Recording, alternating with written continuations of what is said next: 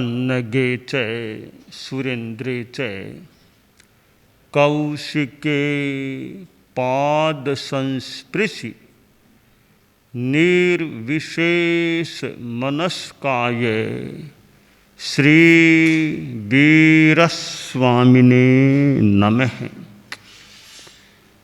आरहत वाङ्मय में कहा गया है, दुल्हे खलु मानुषे भवे चिरकालेन सव्वपाणिनं गाढ़ाय विवाग कम्मुणो समयम गोयम मापमाय।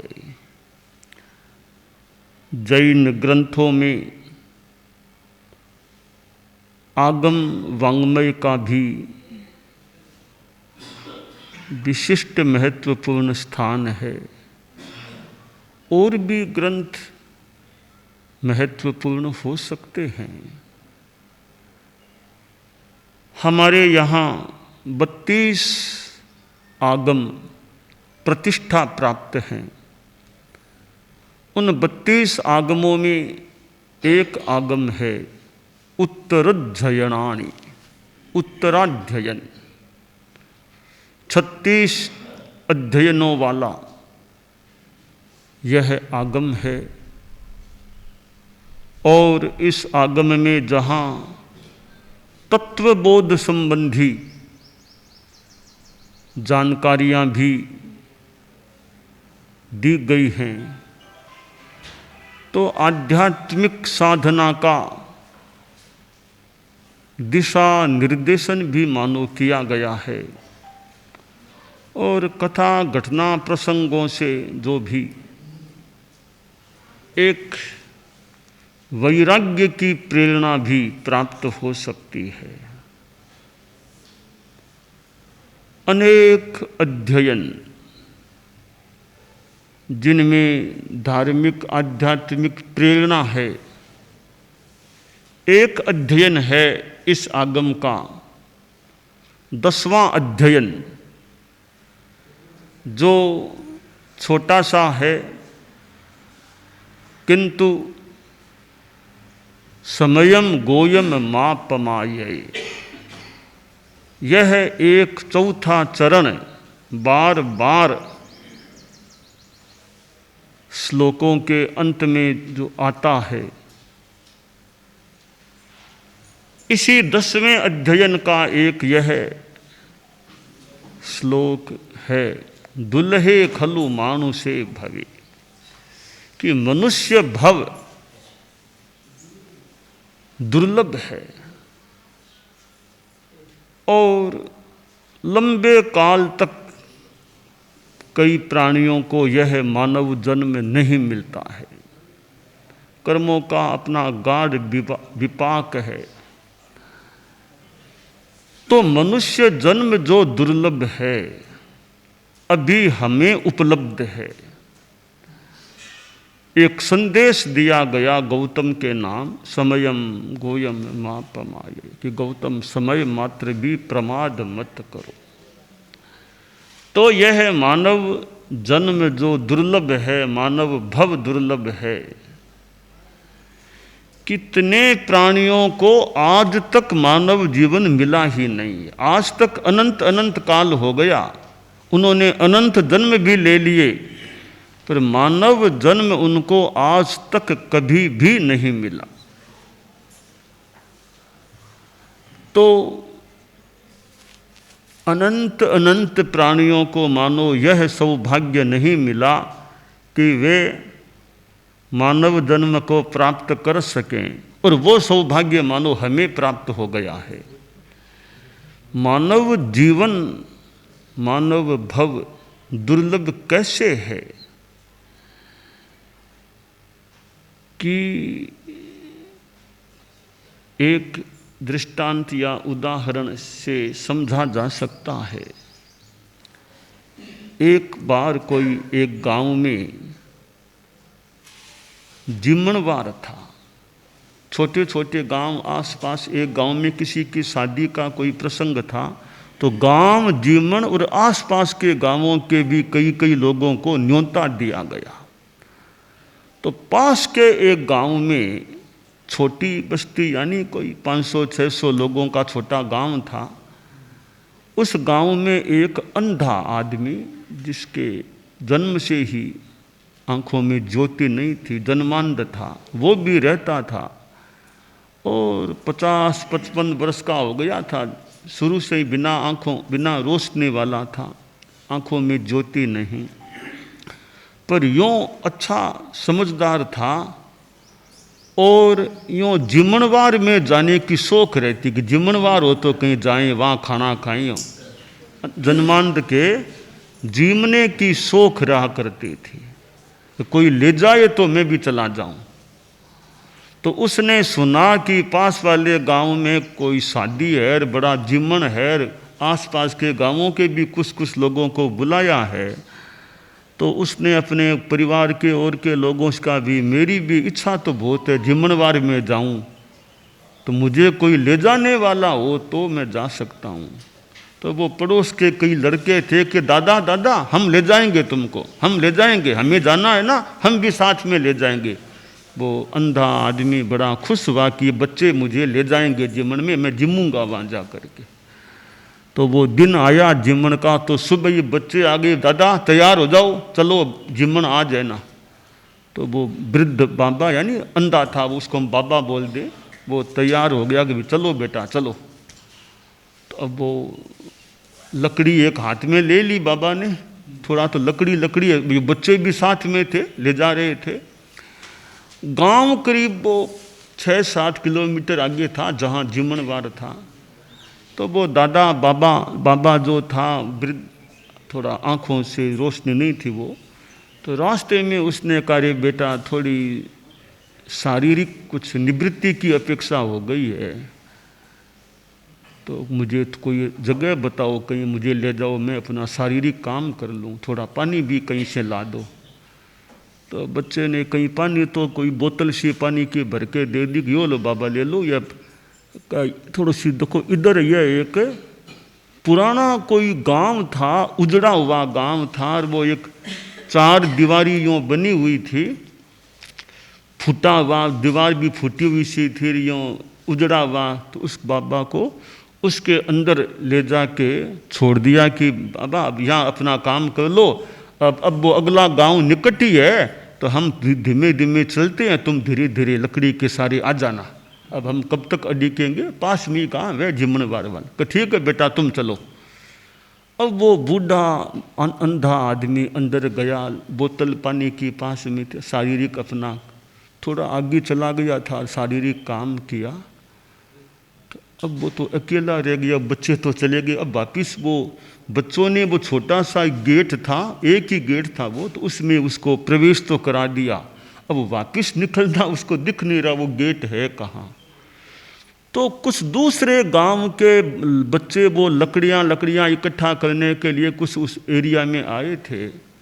तो कार्य थोड़ी लगा आवाज़ आ रही है पैरों की ओर की, कार्य कौन हो? कि भाई हम तो गांव के ही बच्चे हैं। बेटा कोई मुझे बाहर निकाल दो इस 4 दीवारी से, मुझे आगे जिमनवार वाले गांव में जाना है। तो बच्चे बोले बाबा हम तुम्हारा ये दीवाल है ना, दीवाल के हाथ लगा देते हैं, हम तो फिर आगे जा रहे हैं, तुम दीवाल के हाथ लगा के आगे बढ़ते रहना, कुछ दूर आगे वो गेट आएगा ना, वहाँ तुम निकल जाना। कहा बेटा इतना काम कर दो, मेरा हाथ दीवाल के लगवा दो। तो वो लड़कों ने लो पकड़ के इसके दीवार के हाथ लगवा दिया, बच्चे तो चले गए। अब वो बाबा दीवार के हाथ, एक हाथ में लकड़ी, यूँ आंखें तो रोशनी थी नहीं, चल रहा था। अब वो गेट एक ही था उस 4 दीवारी में, तो कोई 3 मीटर वो गेट आगे था, 3 मीटर की दूरी थी। तब बाबा के थोड़ी सिर में यूँ खा जाने लग गई। तो बाबा ने वो दीवार से हाथ हटा लिया और वो सिर में करने लगा और चलता भी रहा। इतने 5 मीटर पार कर लिया, वो गेट पीछे रह गया, फिर जाके हाथ लगा दिया। अब वो कहते हैं कि 84 कोस का कोई परकोटा था, और अब वो हाथ गेट तो पार हो गया, अब हाथ लगा लिया। अब वो हाथ लगाए लगाए 84 कोस पार करेगा तब वो गेट आएगा, वरना वो तो गेट तो छूट गया। अब एक दृष्टांत है कि इसी तरह क्या कहा गया 84 लाख जीव योनियां है। तो हालांकि ये वो जो भी नियम है सारी जीव योनियों में जाना पड़े वो एक अलग कोई बात मान ले, पर इतनी योनियां है अब कब मनुष्य जन्म मिले।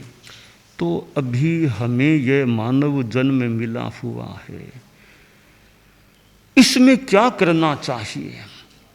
कई चीज़ें करणीय है। हमारे साध्वी जी भी हैं, समणी जी भी हैं, हमारे मुनि जी भी बैठे हैं। साधुपना आ जाए, अच्छी साधना करे, उसका तो कहना ही क्या। वो तो मानव जीवन को सार्थक बनाने का एक अच्छा माध्यम है। अच्छा साधुपना पाले, साधुपना आ गया। और ये सहन करना, सर्दी गर्मी, 5 महाव्रत, समितियाँ, गुप्तियाँ, आराधना, स्वाध्याय, ध्यान, सेवा, अपने कर्मों की निर्जरा संवर, बहुत बढ़िया चीज़ है। मानव जीवन को सार्थक करने का बढ़िया उपाय है। और आप लोग गृहस्थ हैं, मान लो साधु तो बनने का सौभाग्य सबको न मिले। गृहस्थ जीवन में भी जितना किया जा सके मानव जीवन को सार्थक बनाने का प्रयास करना चाहिए। कि जैसे जिनेंद्र, जिनेश्वर भगवान, अरहत सिद्ध भगवान है, उनकी नौकार मंत्र है, उनकी आराधना करना, जप करना, यह भी एक मानव जीवन को सफल बनाने का भी भक्ति करना, भक्ति अंतर मन से भक्ति करना। कि अरहत भगवान हैं, तीर्थंकर प्रभु, 24 तीर्थंकर हमारे यहाँ हुए हैं भरत क्षेत्र में। लोगस का पाठ करें तो 24 का नाम आ जाता है। लोगस के पास, लोगस उज्जोय गरे धम्म तीर्थ यरे जने अरिहंते, 24 तीर्थंकरों के नाम से उनकी स्तुति हो सकती है। तो जिनेंद्र भगवान है, सिद्ध भगवान जो 8 क्रमों से मुक्त हैं, अरहंतों, सिद्धों, फिर आचार्य, उपाध्याय, मुनि, इनकी हम आराधना करें, जप करें, वो एक भक्ति का प्रयोग है। और गुरु पर्युपास्ति, अपना जो धर्माचार्य, धर्म गुरु हैं, जैसे आचार्य भिक्षु हमारे संघ में पहले आचार्य हुए हैं, उनके उत्तरवर्ती फिर आचार्य, 9वें आचार्य गुरुदेव तुलसी हुए, जो हमारे धर्माचार्य थे। हमने उनको आँखों से देखा है, उनके दर्शन किए हैं, उनके पास रहे। आप में से कईयों ने उनको देखा होगा, वे हमारे गुरु थे। फिर उनके उत्तराधिकारी आचार्य महाप्रज्ञ जी, वे हमारे धर्माचार्य थे। इन 2 को ही हमने 13 पंथ की परंपरा में अतीत के आचार्यों में 10 आचार्यों में 2 को ही देखा है। भिक्षु स्वामी को तो देखा ही नहीं, देखा हो तो याद नहीं, जो भी। तो गुरु पर्युपास्ति, गुरु की पर्युपासना करना, कि मौका हो तो गुरु के सामने बैठ गए, अपने बैठे बैठे अपना जप कर लो, भी गुरु सामने बैठे हैं। गुरु बात न करें तो बोले मत करो बात। गुरोस्तु मौनम व्याख्यानम, गुरु का मौन भी अपने आप में व्याख्यान है। व्याख्यान दें तो बढ़िया, वरना गुरु मौन बैठे हैं, बस सामने बैठे हैं, तो भी उपासना हो रही है, सेवा हो रही है, वो भी ठीक है। कभी वो भी टाइम नहीं, गुरु तो कहीं, हम लोग तो कहीं है, तो गुरु के प्रति एक भावना रखो, मन की भावना रखो। संत साधियाँ भी गुरु की आज्ञा में रहो, बस ये भी गुरु की एक तरह से सेवा ही है। गुरु की आज्ञा में रहना, गुरु कहे वो करना, वो भी सेवा ही। तो गुरु पर्युपास्ति, गुरु की पर्युपासना का। और गुरुकुलवास में रहने का मौका मिले, जब तब मौका मिले थोड़ा उपासना का लाभ ले लें। उपासना हो जाए, बैठे बैठे अपना लिखना पढ़ना कोई काम भी कर लो। गुरु भले मौन है तो मौन में भी गुरु कुछ दे सकते हैं, लिया जा सकता है। बोलकर देना एक तरीका है, बिना बोले भी कुछ दिया जा सकता है, लिया जा सकता है। तो गुरु पर्युपास्ति। और सत्वानुकंपा, प्राणियों के प्रति अनुकंपा रखो, दया रखो। भी प्राणी हैं, पेड़ पौधे वनस्पति काय को भी प्राणी कहा गया, इनमें भी जीव है। कीड़े मकोड़े तो साफ दिखते ही हैं, जीव है। तो ये जीवों के प्रति दया भी मेरी ओर से, बिना मतलब कोई पाँव जीव के ऊपर क्यों पड़ जाए, क्यों कोई जीव मेरे पाँव से मरे। बाकी तो आप लोग तो गृहस्थ हैं, वाहन में बैठते हैं, तो क्या पता जीव मर भी, के सामने दिख रहे हैं जीव, पैर यहाँ नहीं रख के इधर यहाँ नहीं रखे, यहाँ जीव पड़े हैं, तो क्यों यहाँ पैर रखें। तो जितना एक अहिंसा, दया, वो रखने का प्रयास करें। साधु तो खैर दया मूर्ति, अहिंसा मूर्ति, समता मूर्ति, क्षमा मूर्ति। गृहस्थ है, वो जितना हो सके प्रयास करें कि जीवों के प्रति दया अनुकंपा की भावना रहे। शुभ पात्र दानम, सुपात्र में दान दो। साधु लोग कोई घर में आए हैं तो घर में कोई चीज़ है तो भी साधु महाराज को फुल्का रोटी साग जो भी आप लो, हमारे हाथ से लो, हमारे घर में लो। हमारा सौभाग्य है कि साधुओं के पात्र में कोई हमारी घर की चीज़ जा रही है।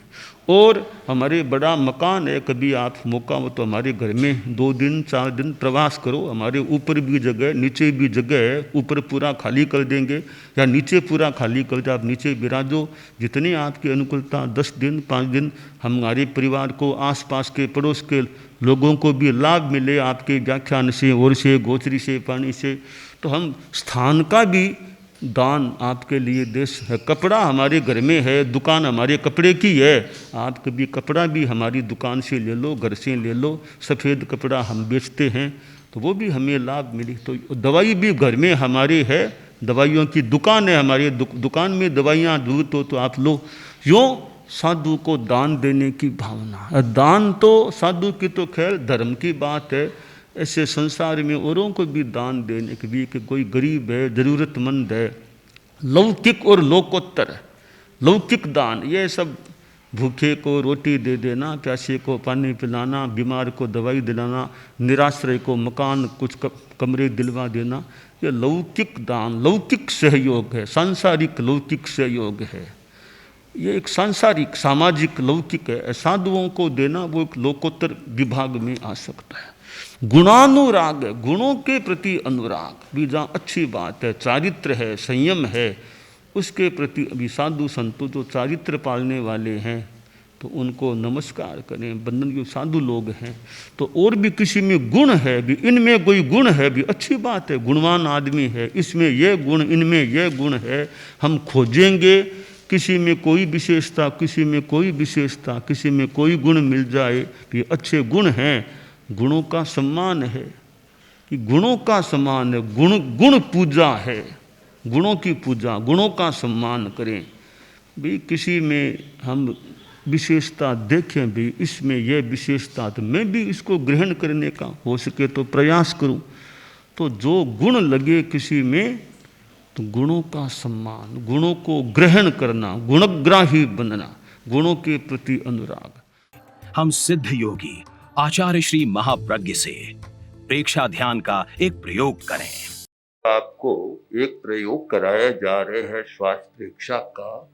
5 सेकंड में श्वास लेना है, 5 सेकंड भीतर रोकना है और 5 सेकंड रेचन करना है और 5 सेकंड बाहर रोकना है। इस प्रकार 20 सेकंड में एक श्वास। सावधान रहे, श्वास भरे, भीतर रोके, रेचन करें, बाहर रोके, श्वास भरे, भीतर रोके, रेचन करें,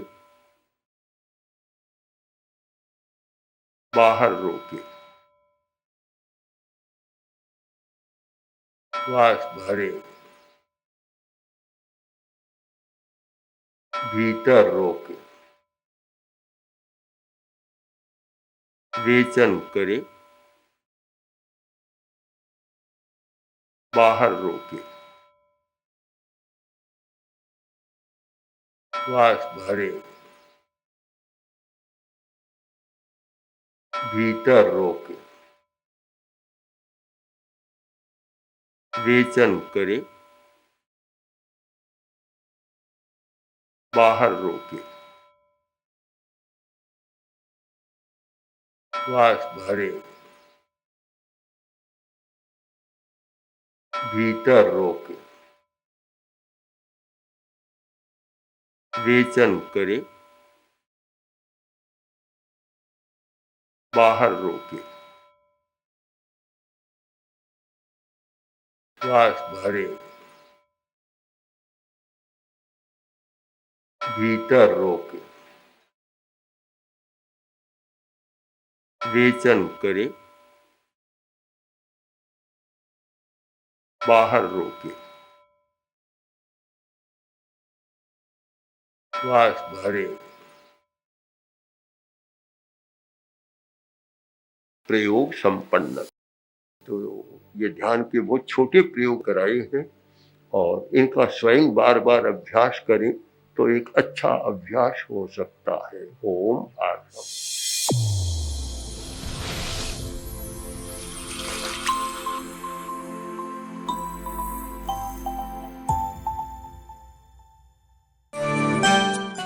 एकाग्रता, तन्मयता, अपने आप को मंगलमय अनुभव करते हुए नमो अरहंताणम, नमो सिद्धाणम, नमो आयरियाणम, नमो उवज्झायाणम, नमो लोए सब्बसाहूणम, एसो पंचणमुक्कारो सब्ब पावपणासनो, मंगलाणं च सब्बेसिं पढ़मं हवइ मंगलम।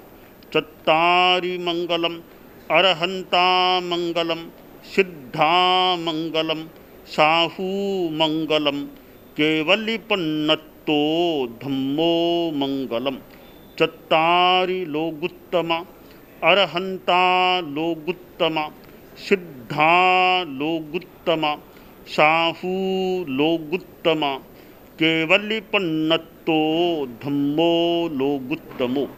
चत्तारि शरणं पवज्जामि, अरहन्ते शरणं पवज्जामि, सिद्धे शरणं पवज्जामि, साहू शरणं पवज्जामि, केवलिपन्नत्तं धम्मं शरणं पवज्जामि।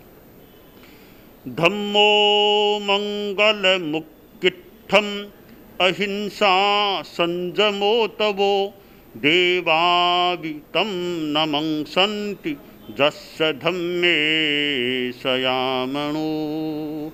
च इत्ता भारहं वासं चक्रवट्टिमहिद्धियो, सन्ति सन्ति करे लोए पत्तो गइमणुत्तरम्। देवदानवगन्धर्वा जक्षरक्षस किन्नरा, बम्भयारिं नमंसन्ति दुःकरं जे करन्ति तम्।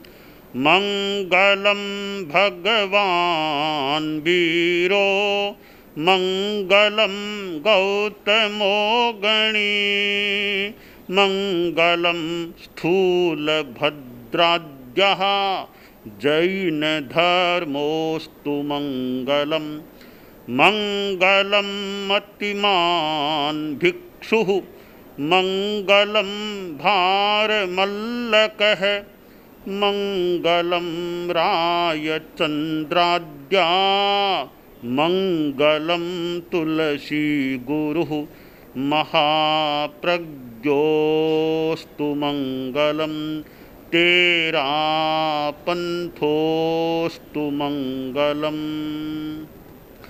विघ्नहरण मंगलकरण, स्वामी भिक्षुनो नाम, गुण ओळख समरण किया, सर अचिंत्या काम।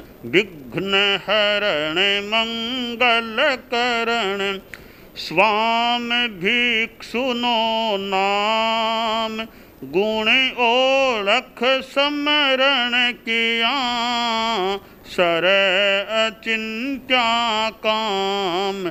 विघ्नहरण मंगलकरण, स्वामी भिक्षुनो नाम, गुण ओळख समरण किया, सर अचिंत्या काम। सर अचिंत्या काम, सर अचिंत्या काम। एक दिवसीय त्याग आज आज के लिए धारणानुसार त्याग